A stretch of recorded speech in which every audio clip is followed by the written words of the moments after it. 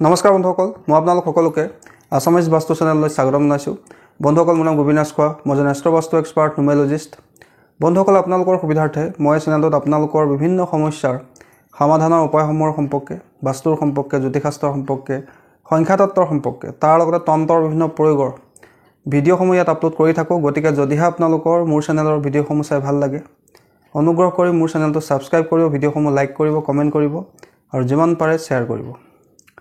বন্ধুসকল, এই চেনেলটোৰ মাধ্যমেদি মই আপোনালোকৰ ঘৰক বিভিন্ন নিগেটিভ এনাৰ্জিৰ পৰা কিদৰে সুৰক্ষিত ৰাখিব লাগে সেই বিষয়ে বিভিন্ন উপায় মই দি আহিছোঁ। ইয়াৰ আগতেও মই আপোনালোকক নেমুৰ উপায় সম্পৰ্কে, পিঁয়াজৰ উপায় সম্পৰ্কে, নিমখৰ উপায় সম্পৰ্কে জনাইছিলোঁ। আজি মই আপোনালোকক এনেকুৱা এটা উপায় সম্পৰ্কে ক'ম, যিটো উপায় আপোনালোকে যদি পালন কৰে তেন্তে আপোনালোকৰ ঘৰখনত যদি কিবা নিগেটিভ এনাৰ্জি আছে বা যদি আপোনাৰ ঘৰত প্ৰায় নজৰ লাগি থাকে বা আপোনাৰ ঘৰত যদি শত্ৰুৰ বেয়া নজৰ থাকে, সেই সকলো নিগেটিভিটি আপোনাৰ ঘৰৰ পৰা দূৰ হৈ যাব। আপোনাৰ ঘৰখন নিগেটিভ এনাৰ্জিৰ পৰা সুৰক্ষিতও হৈ থাকিব। বন্ধুসকল, আমি সকলোৱে বিচাৰোঁ যে আমাৰ ঘৰত উন্নতি সমৃদ্ধি আহক, আমি যি কাম কৰোঁ সকলোতে উন্নতি লাভ হওক, আমাৰ ঘৰলৈ সুখ সমৃদ্ধি আহক, সদস্যসকল সদায় স্বাস্থ্যৱান হৈ থাকক। তাৰ কাৰণে আমাৰ ঘৰত পজিটিভ এনাৰ্জি থকাটো অত্যন্ত জৰুৰী। আমাৰ ঘৰখন যদি পজিটিভ হৈ থাকে তেন্তে আমাৰ মনবিলাক পজিটিভ হৈ থাকে, শৰীৰ সুস্থ হৈ থাকে, কৰ্মত উন্নতি লাভ হয়, ধন টকা পইচাৰ আগমন হয়, জীৱনত বিভিন্ন ধৰণৰ সুবিধা লাভ হয়।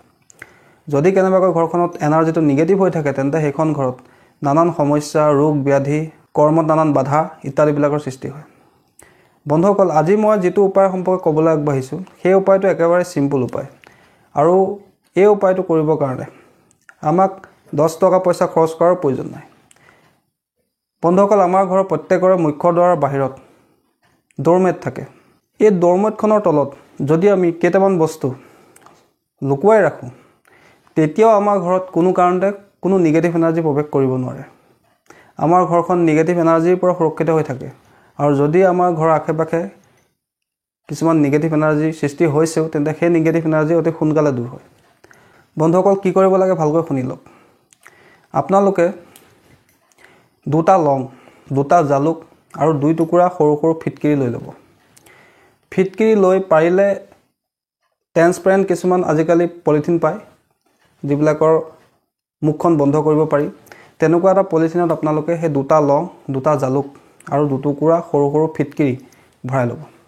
ভৰাই লৈ আপোনাৰ যি ড'ৰমেট আছে, বাহিৰত ভৰি মুচিবলৈ যি ড'ৰমেট ৰখা হয়, সেই ড'ৰমেটৰ তলত আপোনালোকে ৰাখি থ'ব। আৰু বন্ধুসকল, এই বস্তুখিনি আপোনালোকে ৰখাৰ আগমুহূৰ্তত এই বস্তুখিনি আপোনালোকে হাতত লৈ গোটেই ঘৰখনৰ এণ্টি ক্লককৈ ঘূৰিব। অৰ্থাৎ আপোনালোকে ক্লকৱাইজ, এণ্টি ক্লকৱাইজ নিশ্চয় বুজি পায়, অৰ্থাৎ ঘড়ী কাটাৰ বিপৰীতে আপোনাৰ ঘৰখনৰ এপাক ভিতৰে ভিতৰে এপাক ঘূৰিবও পাৰে, বাহিৰে বাহিৰেও ঘূৰিব পাৰে, আপোনাৰ কথা। ঘূৰাৰ পিছত আপোনালোকে সেই বস্তু কেইপদ আপোনাৰ ঘৰৰ ড'ৰমেটৰ তলত ৰাখি থ'ব আৰু তাক 3 দিন থাকিবলৈ দিব। 3 দিন ৰখাৰ পিছত সেই বস্তুখিনি আপোনালোকে কোনো লেতেৰা ঠাইত পেলাই দিব বা কোনো নদীত বা পুখুৰীত, যিকোনো ডাষ্টবিনতো আপোনালোকে পেলাই দিব পাৰে। এইটো প্ৰক্ৰিয়া আপোনালোকে সপ্তাহত এদিন কৰিবলৈ লওক।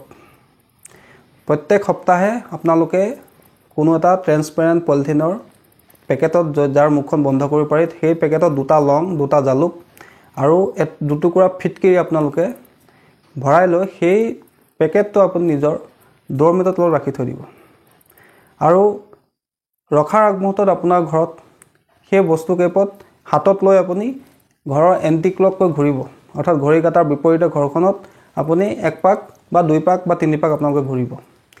ঘূৰাৰ পিছত সেই বস্তুখিনি ড'ৰমেটৰ তলত ৰাখি থ'ব।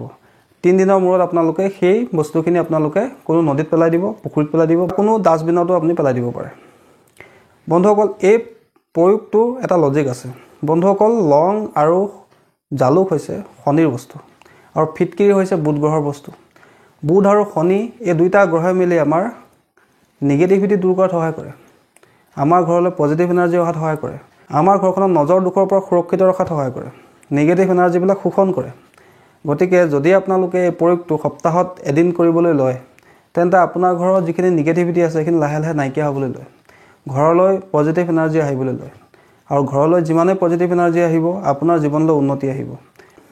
ঘৰৰ ব্যক্তিসকল স্বাস্থ্যৰ যদি সমস্যা চলি আছে, ঘৰত যদি সদায় অমংগলে হৈ আছে, ঘৰত যদি কোনো কামতে আপোনালোকৰ সাকসেস নহয়, কোনো মাংগলিক কাম হোৱা নাই বহুত দিন ধৰি, কাৰোবাৰ বিবাহ হোৱা নাই, ল'ৰা ছোৱালীৰ চাকৰি হোৱা, ল'ৰা ছোৱালী পঢ়া শুনাত মন নিদিয়ে, ঘৰত সদায় হাই কাজিয়া হুলস্থুল, সেই ক্ষেত্ৰটোত আপোনালোকে জানি ল'ব যে আপোনাৰ ঘৰত নিশ্চয় নিগেটিভ এনাৰ্জি পৰিমাণ বৃদ্ধি পাইছে, যাৰ কাৰণে আপোনালোকৰ এই ধৰণৰ সমস্যা হৈছে।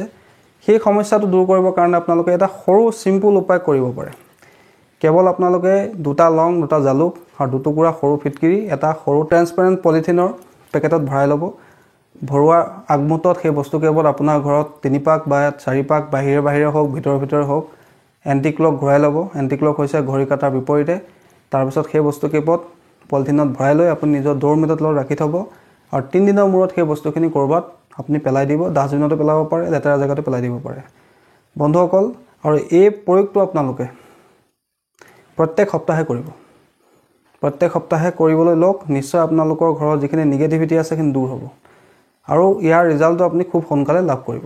বন্ধুসকল, আশা কৰিছোঁ আজি আপোনালোকে আপোনাৰ ঘৰৰ পৰা নিগেটিভ এনাৰ্জি দূৰ কৰা, আপোনাৰ ঘৰত নিগেটিভ এনাৰ্জি প্ৰৱেশ কৰাৰ পৰা বাধা দিয়াৰ কাৰণে আমি কি উপায় কৰিব পাৰোঁ সেই বিষয়ে আপোনালোকৰ জানি ভাল লাগিলে। যদি ভাল লাগিলে অনুগ্ৰহ কৰি ভিডিঅ'টো লাইক কৰি দিব, কমেণ্ট কৰিব আৰু মোৰ চেনেলটো ছাবস্ক্ৰাইব কৰিব। ধন্যবাদ।